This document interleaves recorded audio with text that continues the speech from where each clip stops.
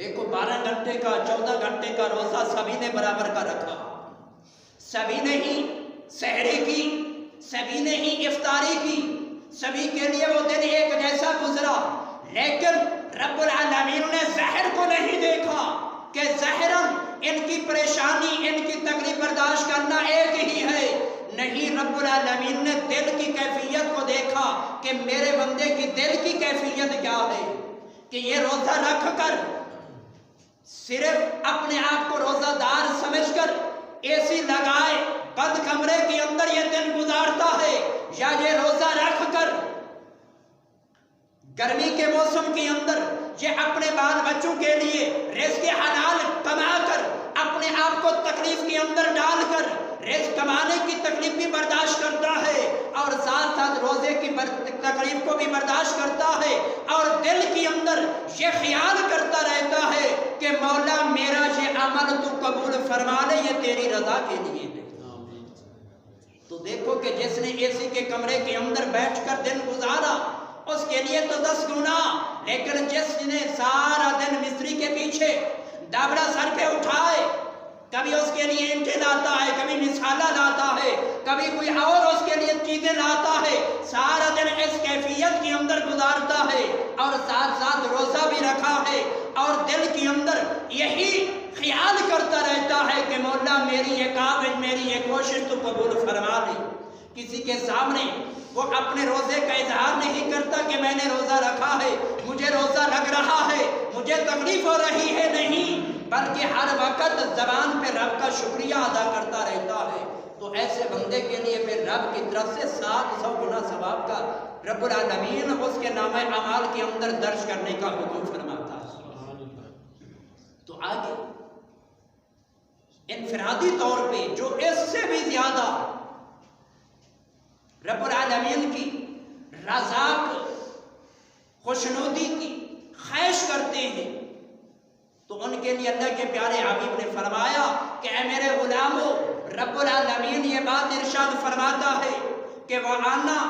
أَجْزِي بِهِ، فرمایا کہ یہ روزہ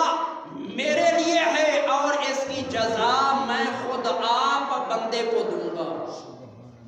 ایک حدیث کے اندر یہ بھی آیا ہے کہ وَأَنَا أُجْزَى بِهِ، کہ روزہ دار کے روزہ رکھنے کی جو جزا ہے، رب نے فرمایا کہ میں خود آپ اس کی جزا ہوں۔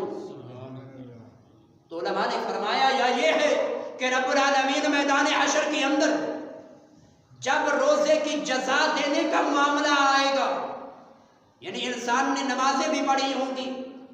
صدقہ خیرات بھی کیا ہوگا، حج و عمرہ بھی کیا ہوگا، قرآن کی تلاوت بھی کی ہوگی اور بھی نیک عمل کیے ہوں گے، لیکن اسے ان باقی اعمال کی جزا، اجر و ثواب، یا جنت کے اندر درجات کی بلندی، یا جنت کے اندر داخلے کا ٹکٹ، یا اس کے لیے جنت کے اندر جو انعامات ہوں گے، وہ چیزیں باقی اعمال کے صلے کے اندر اس بندے کو ملیں گی۔ لیکن جب روزے کی جزا دینے کا وقت آئے گا تو رب العالمین ملائکہ سے فرمائے گا کہ اب تم اس کے لیے جزا نہیں، میں خود یہ آرڈر کروں گا، میں خود دیکھوں گا کہ اپنے بندے کو روزے کی جزا میں نے کتنا دینی ہے۔ یا یہ ہوگا کہ حدیث مبارکہ ہے، حضور احمد دو عالم علیہ السلام نے ارشاد فرمایا لِلصَّائِمِ فَرْحَتَانِ، اللہ کے پیارے محبوب نے فرمایا کہ روزہ دار کے لیے 2 خوشیاں ہیں۔ صحابہ نے عرض کیا کہ یا رسول اللہ وہ کون سی؟ تو رحمت دو عالم علیہ السلام نے فرمایا کہ ایک خوشی عند الفطر، کہ جب روزہ دار روزہ افطار کرتا ہے تو سارا سال جو چیزیں اسے میسر نہیں آتی، جو کھانے کو نہیں ملتی، لیکن روزے کی برکت ہی ایسی ہے کہ جب وہ افطاری کے لیے اپنا دسترخوان سجاتا ہے تو رب العالمین ایسی چیزیں اس کے دسترخوان پہ مہیا فرماتا ہے کہ جو سارا سال اس کے ذہن کے اندر مام و گمان کے اندر بھی نہیں آئی ہوتی۔ تو جب ایسی چیزیں اس کے سامنے موجود ہوتی ہیں اور پھر چند منٹ کی جو انتظار ہے، وہ کیفیت ایک ایسی ہوتی ہے کہ رب العالمین ملائکہ کے سامنے اپنے بندے کے اوپر فخر فرماتا ہے کہ اے فرشتوں دیکھو کہ میرے بندے کو، کہ اسے کوئی دیکھ بھی نہیں رہا، کرنے کے لیے چند منٹ کا انتظار کر رہا ہے کہ اس نے ابھی روزہ افطار نہیں کیا، ادھر اعلان ہوگا، باجا بجے گا، لوگ افطاری کا وقت شروع ہوگا، تو تب وہ روزہ افطار کرے گا، وہ وقت سے پہلے روزہ افطار نہیں کرے گا۔ تو جب وہ افطار کرتا ہے تو پہلا گھونٹ پانی کا وہ اپنے حلق کے نیچے اتارتا ہے یا کھجور منہ کے اندر ڈالتا ہے، تو رب العالمین اس چیز کی اسے کیفیت ہی ایسی محسوس کراتا ہے کہ جو ساری خوشیوں سے بڑھ کر اس کے لیے وہ خوشی کا لمحہ ہوتا ہے۔ اور پھر فرمایا کہ دوسری خوشی، نبی کریم علیہ السلام نے فرمایا کہ عند لقاء ربہ، فرمایا کہ دوسری خوشی اسے کل میدان حشر کے اندر جب رب العالمین روزے داروں کو بلائے گا، یہ میدان حشر کے اندر اعلان ہوگا کہ اے روزہ رکھنے والوں باقی لوگوں سے الگ ہو جاؤ۔ تو پھر غور کرو کہ وہ کیسا سما ہوگا کہ جہاں اربوں خربوں کے حساب سے مخلوق جمع ہوگی، اور جب یہ رب کی طرف سے اعلان ہوگا تو ان ساری مخلوق میں سے روزہ دار الگ ہو رہے ہوں گے۔ تو جب الگ ہوں گے تو رب العالمین بلا حجاب بغیر پردے کے اپنا دیدار روزے داروں کو کرائے گا۔ تو فرمایا کہ یہ بھی اس کی خوشی کا دن ہوگا۔ تو آج دیکھو کہ ہم کسی دنیا دار سے ملنا ہو، ایم پی ایم این اے سے ملنا ہو، جج سے ملنا ہو، وکیل سے ملنا ہو، تو ہم پہلے ان سے ٹائم لیتے ہیں، وقت مانگتے ہیں، پہلے جا کر ان کے سیکٹریوں سے ملتے ہیں، تو جس دن کا وہ ہمیں ٹائم دیتے ہیں پھر ہم اس ٹائم پہ ان سے ملنے کے لیے جاتے ہیں۔ لیکن روزہ دار کے لیے کیسی خوشخبری ہے کہ رب العالمین نے کوئی ٹائم کا بھی وقت کا مقرر نہیں کیا۔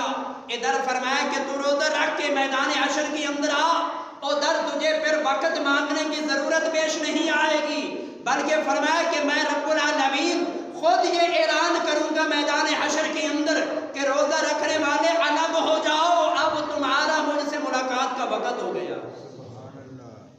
تو اگر ہم یہ چاہتے ہیں کہ ہمیں میدان حشر کے اندر جہاں اربوں خربوں لوگ جمع ہوں گے تو انہی میں سے جب یہ اعلان ہو کہ روزے دار الگ ہو جاؤ، تو پھر ان خوش نصیبوں کے اندر ہم بھی ہوں کہ لوگوں میں سے ہم بھی لوگوں کو الگ کرتے ہوئے، راستہ بناتے ہوئے، جدھر رب کا اشارہ ہو ادھر اکٹھے ہونے کے لیے ہم بھی نکلیں، تو پھر ہمیں آج ہی رب کی رضا کے لیے روزے رکھنے کی نیت کرنی ہوگی۔ رمضان مبارک کا مہینہ رب کی رضا کے لیے روزہ رکھ کر گزارنا ہوگا،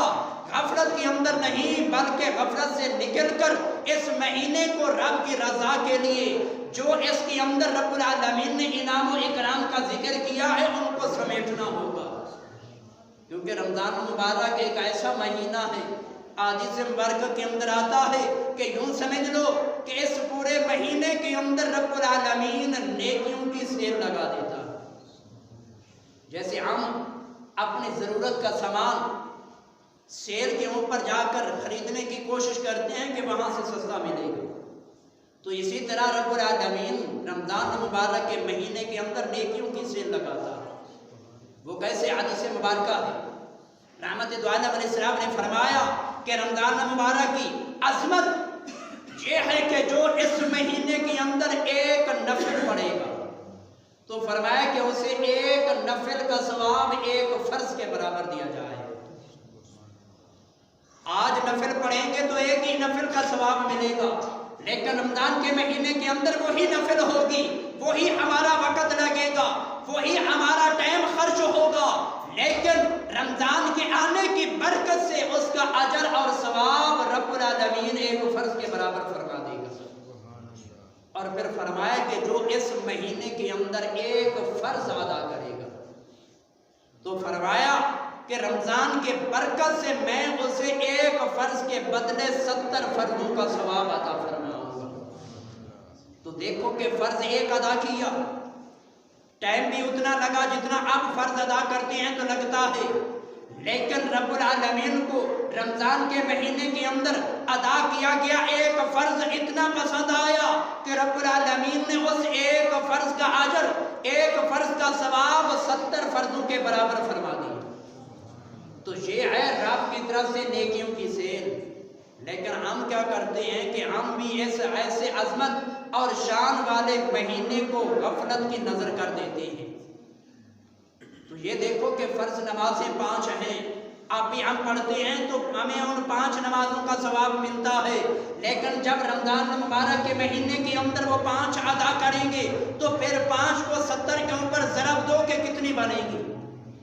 لیکن پھر بھی ہم رمضان کے مہینے کے اندر بھی غفلت کا شکار ہو کر نمازوں کو پھر بھی قضا کر دیتے ہیں۔ تو رب ذوالجلال کی بارگاہ کے اندر دعا کہ خالق کائنات، آنے والا یہ رمضان مبارک کا عظمت اور شان والا مہینہ ہمیں رب العالمین اس کی تک پہنچائے اور پھر اس کا ادب و احترام کرنے کی بھی اور اس کے روزے رکھنے کی بھی توفیق عطا فرمائے۔ آمین۔ وآخر دعوانا الحمدللہ۔